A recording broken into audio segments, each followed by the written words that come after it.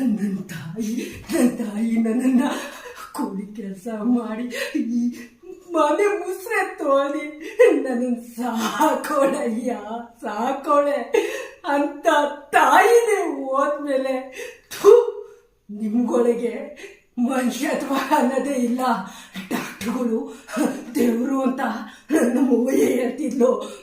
ನೀವೆಲ್ಲ ದೇವರಲ್ಲ, ದೆವ್ವಗಳು.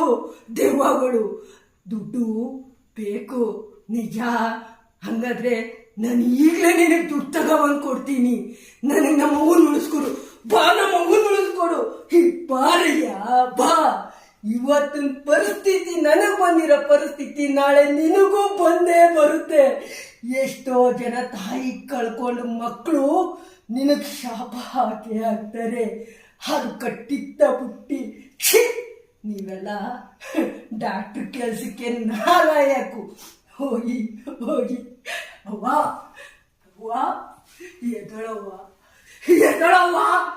ಎದೋ ನನ್ನ ನೋಡವ್ವ. ಒಂದೇ ಒಂದ್ಸಲಿ ಅವ್ವ ಎದಳವ್ವ, ಒಂದೇ ಒಂದ್ಸಲಿ ಕೈ ತುತ್ಕೊಡವ್ವ.